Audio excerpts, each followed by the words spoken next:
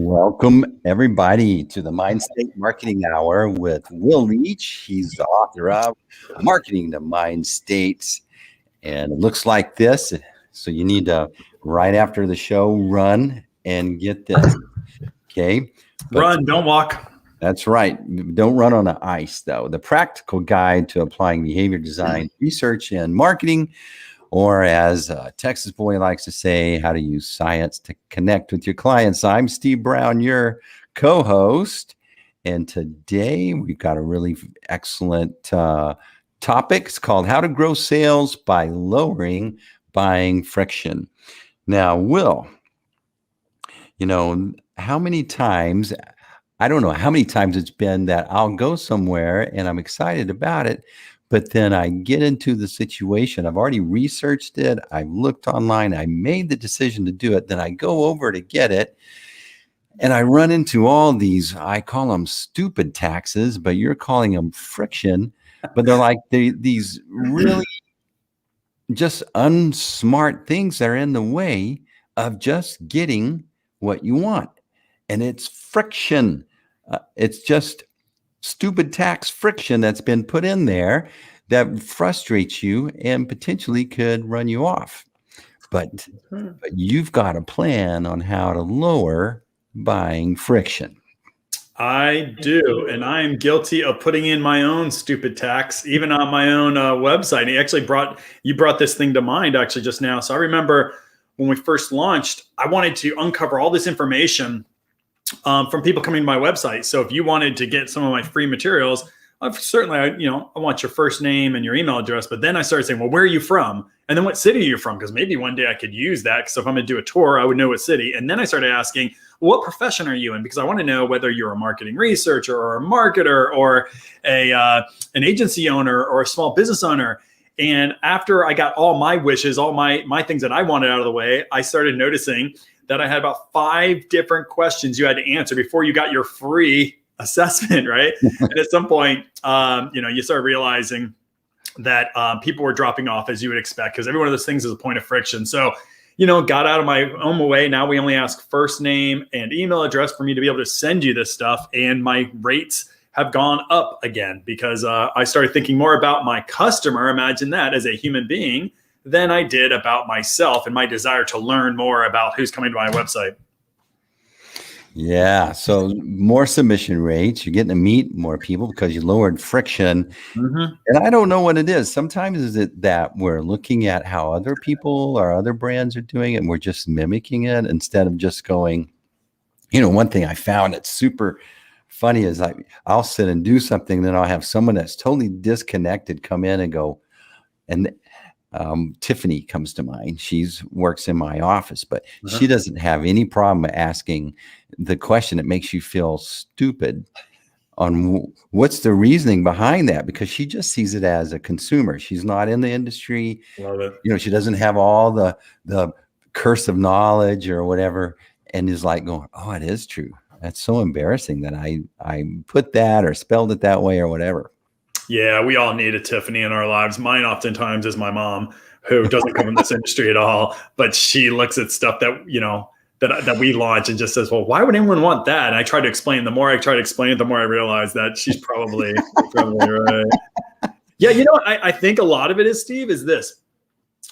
I don't remember in school me ever talking about friction or barriers. What you learn about marketing and how to get people to do stuff. So it's almost like that motivation side of what we talk about so much, you and I, about how do you increase motivation for your business and increase people's desire to buy and all that kind of stuff. And it was actually the reason why this even came up, because I don't traditionally think about friction either, because I'm in motivational psychology. I focus on trying to create hot states, right? That's what the book is all about, is creating a hot state with your customers so that they will buy or they'll engage with you. And I'm doing some work right now with a company.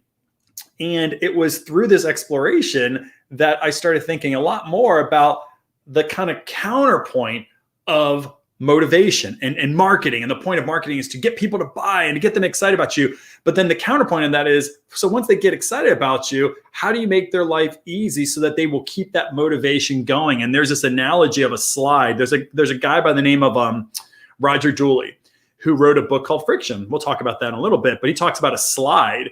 And when you're at the top of the slide, you have this momentum, right? You have the motivation to buy. But then what he says is if you just get out of the way, you'll slide right down, and the shopper or your customer will get exactly what they need. But what we tend to do as businesses is we put in all these stupid, I guess the stupid taxes or just friction things that we think are really important to us, and we're getting in the way. And so it's such a neat experience of learning more about friction. And so I figured I'd share with you some of the things I learned from his book and some things that I know from cognitive psychology. Yes, friction, those little stupid taxes. And they weren't apparent to me, but then when you talk about it, you go, oh my gosh, why didn't I? It's obvious. It's not like this hard concept that we have to really struggle to accept. Mm-hmm. No, it's just, I don't think we think about it. I think we're business people who think about marketing and motivation and getting more sales. And we don't realize that the fastest and the easiest thing you can do to get sales is get out of yourself and make things easier for your customers. And it's hard for me to think that way, right? Because I live in a world of behavioral psychology, but these are simple things to do. You could do immediately right now, and you could probably increase your sales almost immediately. So let's talk about the ways that you kind of do a friction audit on your processes, or is it it's not just on your marketing materials, it's on the whole customer relationship experience, right? I think you're right. I think it's the whole customer journey. And in fact, I don't know if you really want to focus on marketing at first at all, frankly, right? I think what you want to do is get, like, you said, was it your Tiffany? Yes, your Tiffany, my mom. You can hire us out. You can hire my mom, and she'll come look at your buyer journey. And my mom will show times when you think it's so clear, and she will tell you, she will make sure you know that it's not clear. I'll tell you that. Yeah. I think one of the best things I've done recently is I've gone through my website, which is my key, mechanism to interact with people as well as to drive sales. That's my channel. That's my sales channel, right? And me going through the process, that's not the best thing to do, but it's a really smart thing if you're an entrepreneur to actually go through it. And you'll find out where just even today I saw a link was broken because it was buried into 3 different levels. And I just never went through the process. Like, oh, that link is broken. If you don't go through that process yourself, then the secondary thing comes, which I got an email from one of my customers last week that said he was disappointed in something that we did. And that's not the way you want to learn about friction, is when somebody says, hey, I'm disappointed in the customer service that we gave. And so we rectified it, and he was gracious, but I was like, that's not a good way to learn about it. So the first thing you should probably do is just go through the process yourself. And even better, have somebody who's not, like you said, a Tiffany or my mom, who doesn't understand the industry, doesn't justify why this point of friction's in there and why it makes sense as a business, and let them go through it and tell you where they're confused, where they felt drained, et cetera. So that's a really simple thing you can do, is just have people go through your process.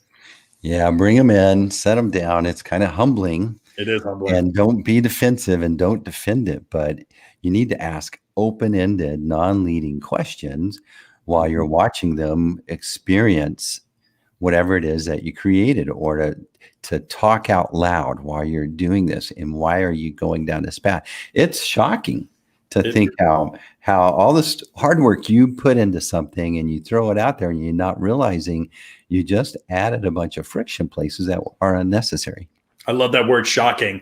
And let me give you a dollar figure that is shocking. If you think to yourself, this probably isn't a big deal to me, here's what I'll tell you. So in that book, Friction by Roger Dooley, he quotes that in 2016, $4.6 trillion was left in abandoned e-commerce carts.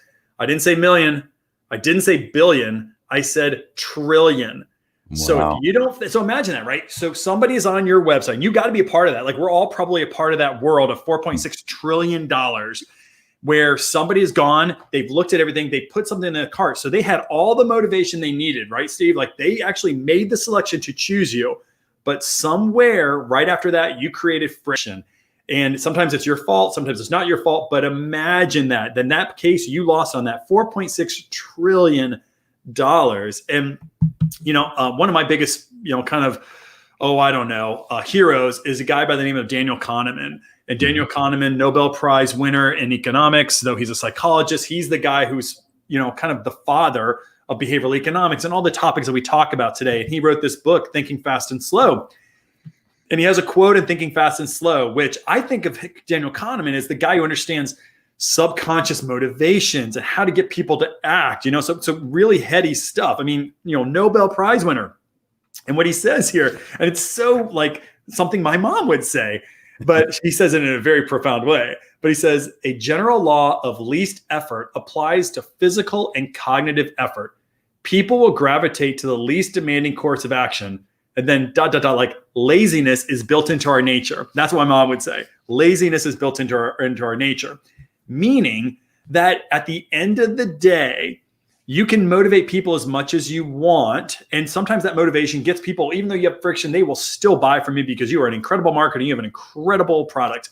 But laziness is built into our nature by habit, by circumstances. We're all lazy. So make sure that you have something that's so easy. And he would say that's probably the fastest thing you can do to get people to change their behaviors, make that new behavior as easy as possible. It just feels weird, but it's the same concept when you're writing copy. And so you write this sheet of copy and then they go, okay, now cut it down by half. And it's so difficult. And then cut that down by half, get it to one sentence. And that there's a quote by Mark Twain. He goes, I would have wrote you a shorter letter, but I didn't have time. And that's the same principle here, is that to get it super simple, to get it without friction, it's a lot of work.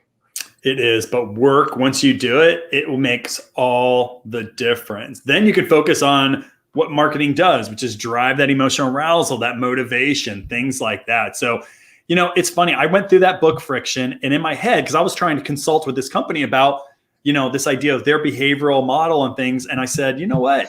I better learn a lot more about this friction idea because I focus a lot more on the other side. And so I kind of summarized, Roger Dooley's book into 3 overall principles. And the first one is right there, what you said, is you got to find ways to lower those physical barriers to buy. And so I started thinking about, what are those physical barriers to buy? So we're not talking about psychology. We're just saying things like, okay, somebody is on your website, somebody has your proposal, or they're on your app or whatever, and you got to make it physically easier. And so the first thing I thought of was like findability, like having out of stocks. Like, I don't know if you're in the retail space, if out there, if you're listening, but even just SEO, being available and make it easy for people to find you is a very easy way. And probably the first thing you should be doing. Like, if you can't find you because your website is buried on SEO, or if you're on the bottom shelf of something, that right in and of itself, if you can do anything to make it easier to find your company, that's going to be really, really good. Even so much as inbound. So I do a lot of I do a lot of writing, right? Mm-hmm. And what I noticed, especially when I first started, is I wouldn't tell people at the very end, go to mindstategroup.com. I didn't think about that, right?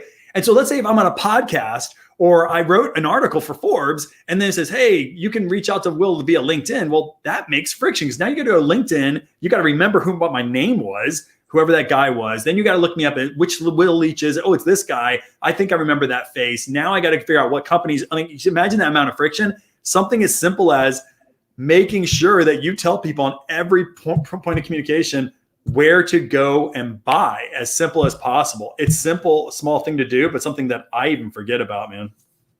And what you're talking about is universal in nature, whether it's online, think about a business card. What is a business card? It's a way to help people find you and build a relationship. And so you need to be thinking, when you're in the digital realm, that you're doing the same thing, not just the physical, but having little intros and outros built in to your conversations are really important. They are. So what are some other physical barriers that you've noticed? Yeah. Second one I thought is just cost, right? And there's some things you can do with cost, some things you can't do with cost. Now, I'm not only suggesting, hey, if something is too expensive for your customer, then you have to lower your cost or give some sort of a coupon. I don't necessarily believe in that, frankly. But you can make cost more palatable by chunking it or chunking into chunks, right? That's something you did on for your starter packs, right, Steve? Is you're like, hey, it's a big investment, so we're gonna chunk this out for you to make it more available to you, right? Mm-hmm. So just simple chunking or even payment plans, right? Simple payment plans or pay by credit card, or you could pay by Bitcoin, whatever it is, but just make things easier for people to buy. It doesn't have to be a lower cost necessarily, but it can just be an easier way of getting those costs to something manageable on a weekly or a monthly basis. So it takes a little effort, but once you do that, you eliminate a huge, huge barrier. Size is another one. So I started thinking about size, and sometimes I don't need to have 48 rolls of toilet paper, right? And that shouldn't be my only size, though in today's world, maybe that's a good idea. So sometimes size is like, what's the right size for my family? And so one of the things that comes to mind is I used to do multi-pack research of multi-pack Cheetos and stuff like that, snacks. And what happens is, there's a reason why you can have 18 packs versus 24 packs or whatever. The reason why is what you do is you try to figure out what's the average number of children in the home. And you want to make sure that mom doesn't have to, on a Thursday night, get up in the middle of the night to go over to Walgreens to be able to come back and grab chips for a Friday lunch. What do? Is you think through how many sandwiches are going to be made that week and make sure that one snack pack gets with that. It's just simple things like that, is giving people the right size for who they are. And so that just takes a little bit of thinking and saying, okay, am I offering the right number of products when I bundle these things up? A fourth thing was features. And what I mean really by features, or it's just basically, one of the biggest barriers we have, and this is just in general, like, what if you're just offering the wrong product, right? So I've done work with companies that do candles and scents. And, there are candles you can buy out there that are Louisiana scent. Like, we got one. Now, I love Louisiana scent. My wife's from Louisiana. And I think when I smell it, it kind of smells, I think it's like Holmes, Louisiana, or whatever. My guess is that's not for everyone. There's a lot of alligator smell in that, right? So it may not be for everyone. So it's the idea is like, do you have the right product and proposition for your customer? And if not, you have resistance, obviously. And then, the last one, which is the one you and I just talked about, is excessive steps. Like what I was doing with my customer, when you want my free download, I want to know 5 things about you. That's not fair. You don't know me well enough to want to give me your state and your city. Because in my mind, it's like, well, of course you would. Because then if I come to Chicago, I'll look you up. Nobody wants Will Leach to look them up. Well, not yet anyways. So that's an example of just too many steps, because I thought it was great for me, but it's not great for other people. So anything you can do, and that's what the audit's really good for, Steve, is saying, how can we eliminate a step? And I actually like what you just said with copy. Like, once you get kind of your copy, you say, okay, now eliminate half of it. What if we were to do the same thing on our website or on a purchase? Like, what if we can eliminate half of the things that you have to read, half of the steps you have to go through before you can purchase? And so what I like about what you guys do is oftentimes you'll go and you'll create these links that go right to the purchase page, because some people don't want to go and keep scrolling to the bottom of the page before they go, okay, they're ready to buy the minute they got there. They had heard about it on a podcast. They saw a very cheap price. They just want to buy right then. And what do? We force people to scroll and look for the purchase button. What you did very smartly is you put that purchase button at the top and then a couple of times throughout the page, so they don't have to go find it. That's an easy way of eliminating a step of me having to scroll down a page to find something. So eliminate steps. Very easy ways to lower physical barriers. That when you're talking about chunking, you'll see that trend happening because all the status quo changed, and a lot of companies like mine, they used to be just fine doing a one service offering. But what many companies realized is that we need to have other offerings so that people can do a test drive with us. And so breaking them down into smaller things, little entry level, that's chunking. And you see that across. So that's why you see more courses. That's why you see more free seminars. You see some free training. And so then you can try it. I really like this concept. Read the book first.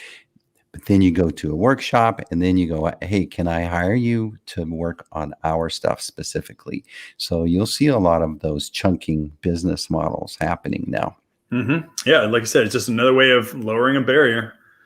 So we've got those physical barriers, but then those cognitive barriers are the harder ones. They're hard. They are those mental barriers that we're not even aware of with our customer. And this is where I love to focus, right? This is what Mindstate Marketing is all about. It's lowering the resistance we have to marketing. It's lowering psychological resistance to experiences, because we're all conditioned to resist being messaged to and marketed to and sold to. So cognitive barriers are really, really important to do and to eliminate as best possible. And what's so funny is some of the easiest things you can do are in this space, but we don't think of it. But the number one thing you can do is eliminate excessive choices. So there's a rule of thumb in neuroscience that says that if you have more than 5 different options, no matter how clear you think they are, that actually creates this thing called choice overload or cognitive disassociation. But the idea is that it's too complex for you to make a choice, even if it's super, super clear. So what do? You have an avoidance response, a neurological avoidance response. So you look away. So sometimes I'll look and I'll say, well, we got to offer an e-version of a product, and we got to offer a physical version of a product. And within the physical version of the product, what if they really don't want the whole thing? So I'm going to cut it in half so that people can get that option. And then you see where I'm going? Because in your desire to make options for all these different types of people that you know could benefit from each of these different options, collectively, it becomes too much to look at. And there's an initial avoidance reaction. We've said this online before. You make 35,000 decisions on any given day, like 35,000. The number one decision you make every single day is to not decide. You do it all the time. So you see 5 options of something and you're like, I'll look at Steve's website later. I'm going to go grab my Cheetos or something, right? That's a big issue. So we try to make all these programs for customers because we know there's a small niche of customers that could benefit from it. And I'm not suggesting you don't do that. What I am suggesting is you don't put them all up on the same point and show all these different options. That is a cognitive barrier in your desire to help out your customer. You're hurting your customers by doing that. I love that quote. The number one decision you make every day out of the 35,000 is to not decide. You do it all the time. As you were talking about all these too many choices, I've gotten into a shopping cart. I decided to make it, but when then I get in there, I got to like choose a color. I got to choose a size. I'm not sure about the size. And so I just experienced this. Oh, I don't have the energy for this. And then I leave. Yep. That's exactly right. Decision fatigue is the idea. This is my Galaxy S9. I've never had a Galaxy before I bought this phone. I bought it about 2-3 years ago, maybe. I've always been an Apple guy, an Apple phone guy anyways. And what's really cool about the Galaxy and what sold me on this idea is that I could customize almost anything on this phone. I mean, like anything. I want background colors. I could put different number of logos on here. I could do anything. And at first I was really appealing, Steve, until about 4 minutes into it. And I'm like, I just want the phone to be on. Like, why am I choosing they have so many options that I got mad at it. Even though I bought it in YouTube, they said, this gives you so much more flexibility. They call it flexibility. Give you much more flexibility than the iPhone. And I remember thinking to myself, what was smart about iPhone is it's almost like this recommended, like, here's your setup. It's really quick to do. I was in 4 or 5 minutes. I'm like, I'm not even done to the home screen yet. And I'm still trying to figure out what color, where do I want the calendar? Do I want it? And I can move anything around. That right there is decision fatigue.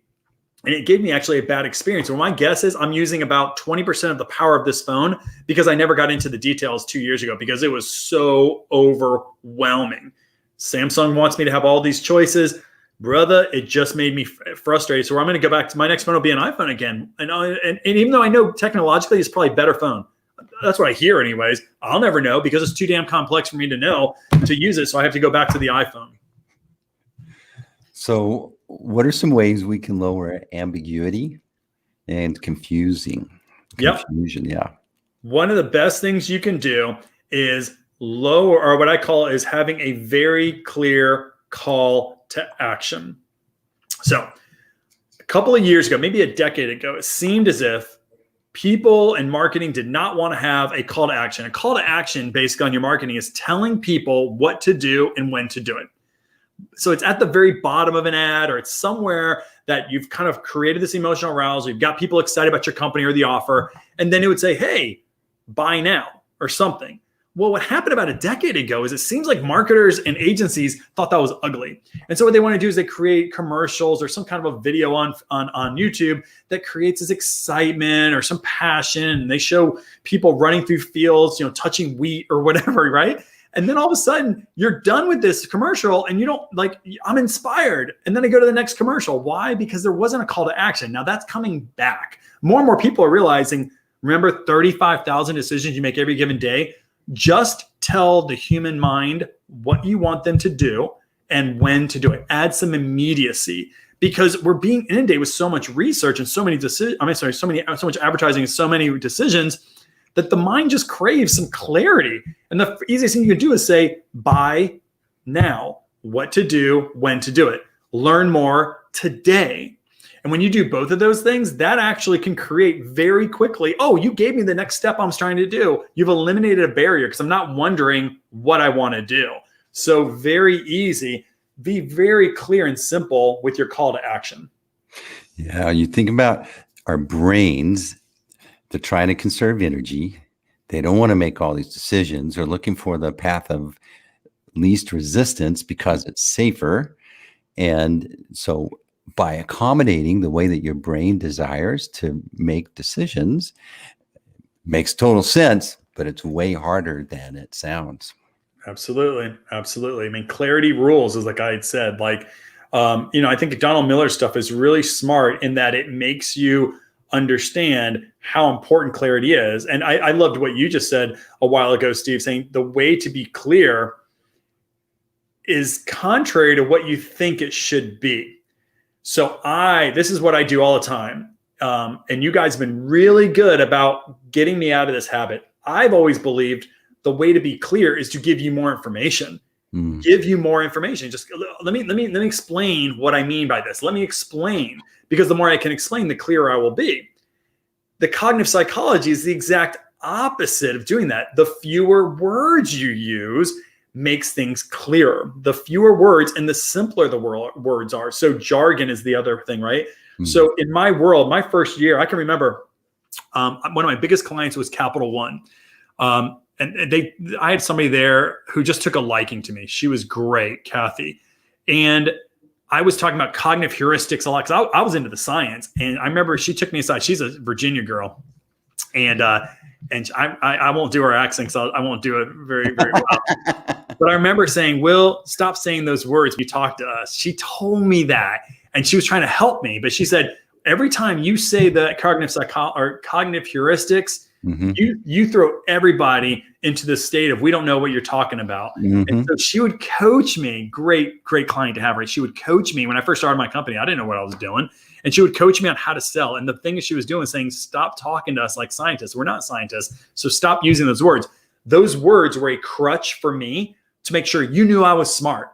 But all the cognitive psychology literature tells you that every time you use a word out there that you may believe makes you sound smart, it actually creates mistrust, because simple words help you create trust because it's very clear what the definition is. And if there's any ambiguity on any of your words, it creates an avoidance response and more mistrust. So every time you use these big words, if you think you're being smarter and you're being perceived as smarter, you're not. It's the exact opposite. You're seen as mistrust or not untrustworthy, I guess is the right word.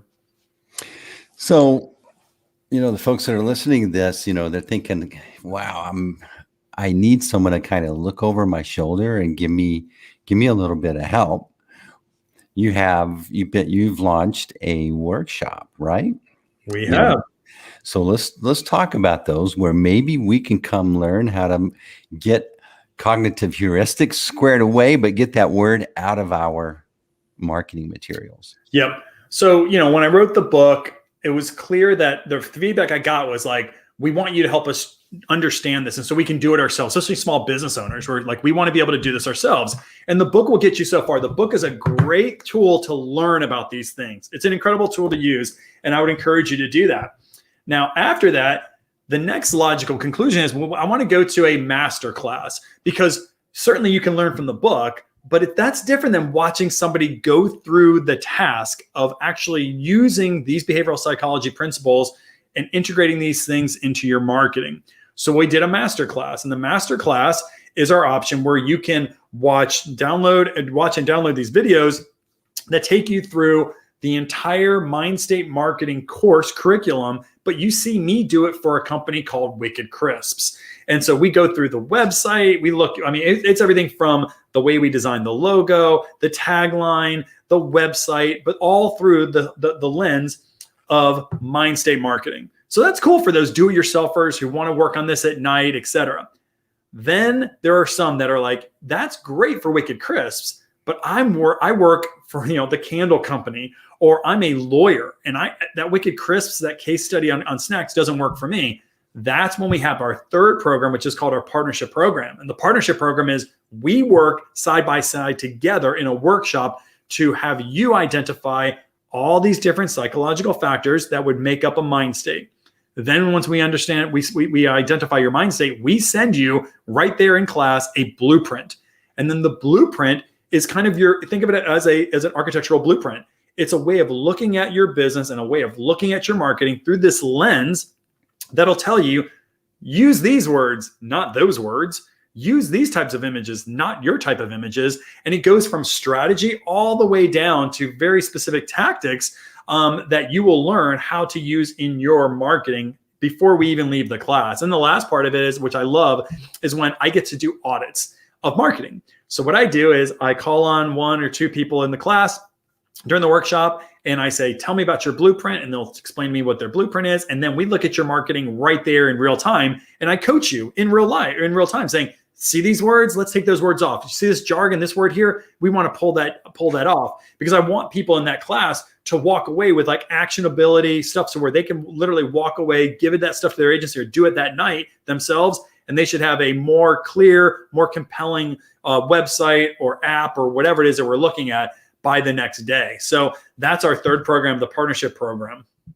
You should call it my mother's audit of your stuff program, right? We always have my mom comes in. She comes in at 2:00, and then we do the wheel of fear, and we have everybody's website up, and we do the wheel, and then she pokes at it and like, that's the one, Mom, go get it. And then she goes after it.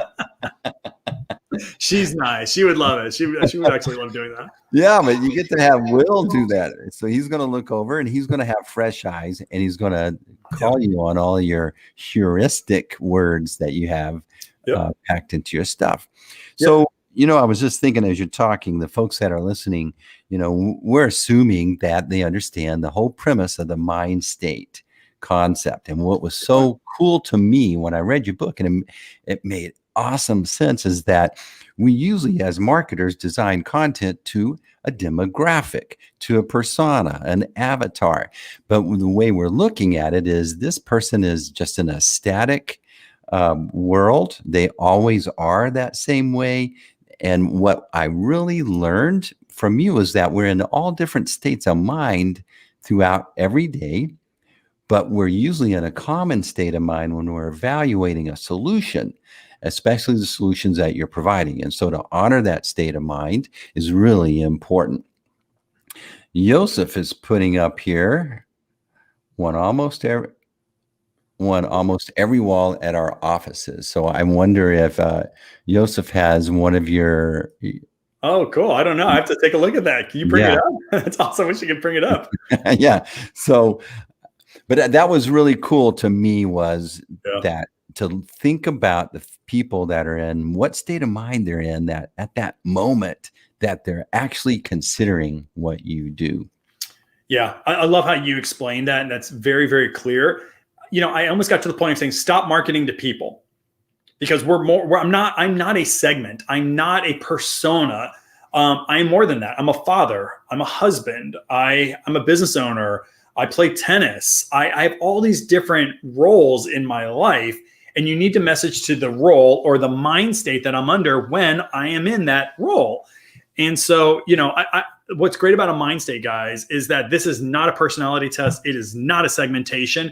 It is a moment in time where your personality, your attitudes, your beliefs, your wants, your needs, your desires, they change. They change based upon the mind state you're under at that moment. So why would you ever market only to a person? You have to message to the person and that mind state, because when you do both, then you get those attitudes, those beliefs. You understand these people at a deep human level, but you understand the moment in time when they're thinking about your product. That's what a mind state does. And what's so great about a mind state is once you identify these things, there are very clear actionable guidelines to create messaging for those people in those mind states. And it's all based upon academic research and cognitive psychology, social sciences, things like that. So it's not just a framework that we came up with. It's housed in different types of social sciences, goal theory, motivational psychology, regulatory fit theory, and behavioral economics. All those jargon words that you don't want to know about that make me sound smart, but probably I should just say there are ways of tapping into the human being. So those things are important, and we should use those things in our marketing and building out our experiences, because when you do that, you will feel more intuitive to your customers, and your customers will remember you. They'll talk to other people about you. Why? Because you just feel right. Yeah, I love it. And that makes you more effective on how to figure out how to remove barriers or remove friction from folks developing a relationship and becoming a long-term customer. So just to quickly review, we talked about friction is defined as the unnecessary expenditure of time, effort, and money in performing a task. And a recommended book is by Robert Dooley, and it's called Friction. And so we're using these states of mind and considering them and figuring out ways to lower physical barriers, to reduce cognitive tax, or stupid tax, as I like to call these stupid things that cause confusion. Come on, confusion. Clarity rules. It's harder. It's harder. Clarity is hard, but it's a big, fat competitive advantage. Will, you got any little word of wisdom, or maybe a little teaser about next week's episode on the Mindstate Marketing Hour? Well, I will say first, I'm gonna go back to something you said in terms of a cool teaser, or not the teaser, but a word of wisdom. I love what you said about cutting copy. I think that's so smart. And not just from friction perspective, but also from a motivational perspective. So if you can ever cut your copy in half, and it's very difficult to do, that's a worthwhile endeavor to do. I struggle with that myself, and so I'm actually going to take you up on that and do my best. Especially when I'm writing for these big articles at Forbes, 1,000 words. If I could get that cut to 500, it'd probably be more effective for my listeners or my readers. Next week, I think I'm going to go back. To something more personal. So I love the friction thing, but I'm going to go to something else, a little bit more personal, like we kind of did last week, and kind of talk more about using some of these sciences in your everyday world. I don't know for sure yet. I'm playing around with this idea. I'm usually inspired over the weekend. Last weekend was Super Bowl, and so I was not inspired. That's why I came up with this friction thing. But who knows what's happening here today in my world and over the weekend. So, but always a good time with you, and that's what's most important. Yeah, it's my favorite time of the week. I really look forward to this. I learned so much. This is the Mindstate Marketing Hour with Will Leach. He's the author of Marketing to Mind States. And as I like to say, I reduced your tagline. I cut it down and I put it in my language. Yep. And it's how to use science to connect with your clients. And you can learn more about Will and his workshops at mindstategroup.com. And it ties into we all have different states of mind every day. And by honoring the state of mind that people are in when they're evaluating what you do, is a big, fat competitive advantage. That's Texas terms right there. Fat competitive advantage. Will, this is my favorite time of the week. I've really enjoyed it. You've been a great host. I'm Steve Brown, your co-host, ROI Online. And if you're looking for someone to help you do something like this, like we do with Will every week, and empower you to connect better with your clients, let me know. Best thing going. Thanks a lot, Steve. I appreciate you. See you next week. All right. And that's a wrap.